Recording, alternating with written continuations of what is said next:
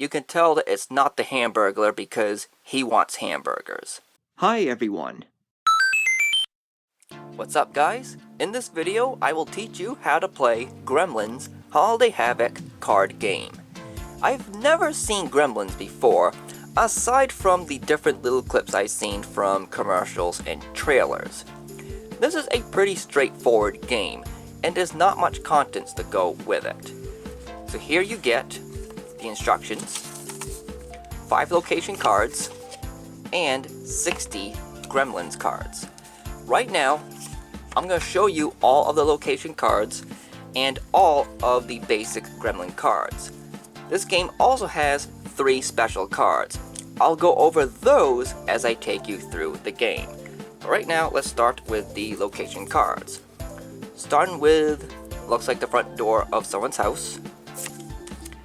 A robbed candy store, as you can see by the cracked glass in the front. You can tell that it's not the Hamburglar because he wants hamburgers. Anyways, looks like this one is a movie theater because I see popcorn and also a poster for a movie. This looks like maybe a science lab of some sort. And Dory's Tavern. There are 10 basic Gremlin cards and each one appears 5 times in the deck. Starting with, looks like Tinsel Gremlin, because he's holding some tinsel. Buzzsaw Gremlin. Cool cat Gremlin. I'm gonna say Puppet Gremlin, because looks like that's a puppet maybe, and I don't see part of his hand at all. Poker Gremlin. I'll say Christmas Light Gremlin, because as soon as he puts those together, Christmas lights might show up, or turn on, for lack of better words. I don't know what's going on here. He's got lost slop. Oh wait, he just took a bite of a gingerbread cookie, so I'll call this one Gingerbread Gremlin.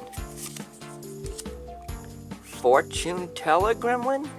No, he's holding a light bulb, and he's trying to turn it on by sticking his finger in the socket of some sort, so I guess you can call this whatever you want. I'm gonna say Movie Gremlin because he has popcorn bags on his ears. And then we have Carol Gremlin. Determine the number of players. This game is played between 3 to 5 players. Each player chooses a location card of their choice, it doesn't matter which one, and they kinda place it in front of them, but also at the same time make sure that it is snuggled with all of the other chosen location cards so that all these locations are within reach of all of the players. You're then going to shuffle all 60 of the Gremlin cards and deal all of them to all of the players evenly. So in a 3-player game, each player gets 20 cards. In a 4-player game, everyone gets 15 cards each, and in a 5-player game, it's 12 cards each. So this works in a way that everyone's going to get the same number of cards no matter who or how many players are playing. As you're being dealt your cards, do not look at them. Once you get all your cards, you'll have your own Gremlin deck. Place your Gremlin deck in front of you, but behind your chosen location just like this, and then all of the other players are going to do the same. The youngest player goes first, and turn order goes clockwise. For this video, I'll be using a 4-player setup. In this game, players will take turns flipping cards from their Gremlin decks face up on their chosen location. There's one thing to note when you flip cards though. Make sure that you flip going this way and away from you so that you're the last player to see it, but do so quickly enough so that you make sure that everybody sees it at the same time, including yourself. Do not flip the cards this way so you're the first player to see it. Let's determine the order right now. This is player 1, player 2, player 3, and player 4. It's player 1's turn. It's player 2's turn. Pay no attention to how fast I'm flipping them. I am doing it very slow because this is a video after all. When you are playing this, you're doing this as quickly as possible. Player 3's turn. Player 4's turn. So far, nothing has happened yet, but something will. It's back to player 1. Now see what I did there? When you play a card on top of another, just make sure that the previous played card is shown a little bit. You'll see why in a moment. Player 2's turn. Player 3's turn. See what I did there? Those two locations got slapped. If you see two matching gremlins on two locations, quickly slap them as fast as you can. There's a very strict rule when slapping cards though. You can only use one of your hands only, and you can only slap one location at a time. So you can't do this and use both hands, that's not allowed. You also can't do this and try to slap both locations with one hand, that's also not allowed. You have to do it like this. Now, most likely, you'll be able to get one of the locations successfully when slapping it. But by the time you get the first one, the second one is going to be slapped by a different player. But one is better than none. Of course, slapping these two would do nothing but waste your time because they don't match like these two.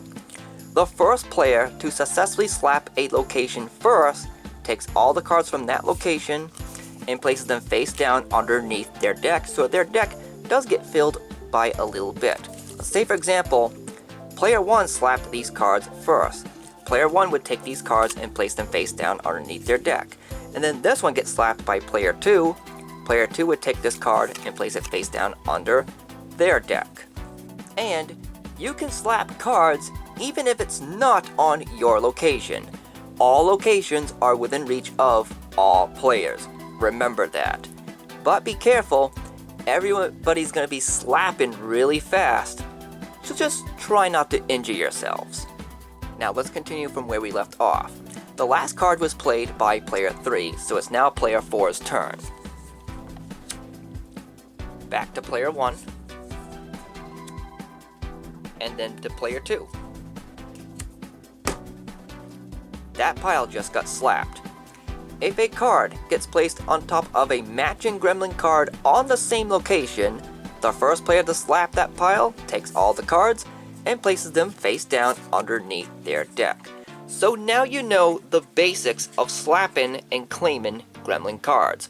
They either have to be two matching gremlin cards on top of two different locations, or the top two matching gremlin cards on the same location.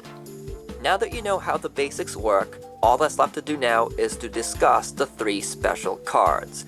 Let's go over the first one right now and just take it from the top. So this is player 1, 2, 3, and 4. Player 1's turn. Player 2. Player 3. Player 4. And again, pay no mind to how slow I'm doing it, you're supposed to do this really fast. Back to player 1. Player 2. Player 3. And once again, player 4. This is known as a gizmo card. There are 5 of these in the entire deck. Once this shows up, the first players to quickly slap all of the other locations claims those cards. So in this case, player 1 slapped this one first, player 1 gets these cards. And let's say player 2 slapped these cards, player 2 gets these cards. And then player 3 slapped these ones, player 3 gets those cards. If you slap the gizmo card, nothing happens and you just wasted precious time. Once all the other locations have been claimed and they're empty, take the gizmo card and all other cards underneath it and remove them from the game. In a way, the gizmo card is sort of like a reset button for all of the locations.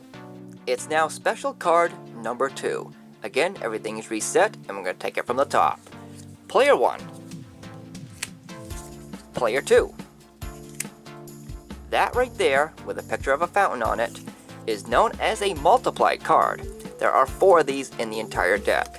To whoever flipped this card on their location must immediately flip 3 cards on their location.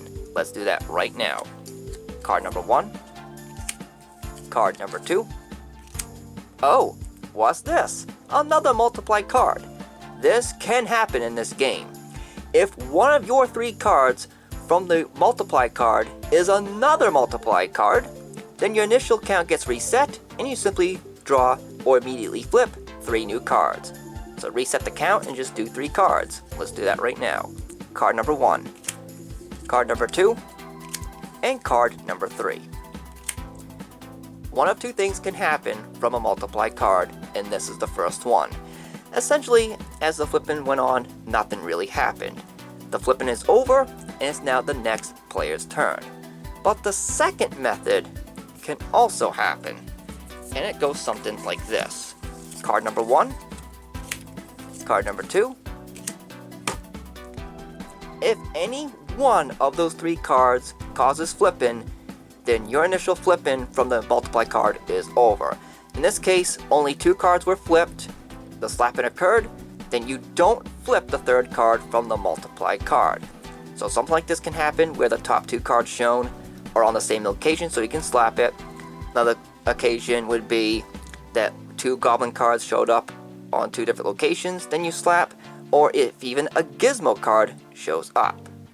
And now the 3rd and final special card. Again, let's start from the beginning. Player 1, Player 2, Player 3, Player 4. Nothing yet. Player 5. Sorry, Player 1. I'm holding the 5th card that I'm playing on the tables. That's why I had 5 in my mind. Player 2, Player 3. This right here is known as a sunrise card. There's only one of these in the entire deck. Once this gets flipped, the first player to slap it takes all of the cards from that location and adds it to the bottom of their deck. So now that's pretty much everything to Gremlins. So you're probably wondering, there has to be an end to this game, right? And there is. The game ends when this sunrise card gets flipped and slapped a second time. So the first time this card gets slapped, it's going underneath the bottom of someone's deck, so eventually it's going to get played again. So once again, the game is over once the sunrise card gets flipped and slapped a second time. Once the game ends, everyone counts their own gremlin cards from their decks. The player who has the most cards in their deck wins the game. If there is a tie, those tied players count the number of multiply cards in their deck. Whoever has the most multiply cards between them wins the game, and if there's still a tie, then those tied players win the game. And that is how you play Gremlins Holiday Havoc card game. It's kind of familiar in a way, don't you think? It's sort of like Slapjack, a game that we all played when we were kids, except this one has just gremlins in it. Anyways, that's gonna do it for this video. Thanks for watching, like and subscribe for more, and don't forget to check out my gaming channel, Markis P Gaming, for video game Let's Play content. I will see you later, but until then, like always, take care.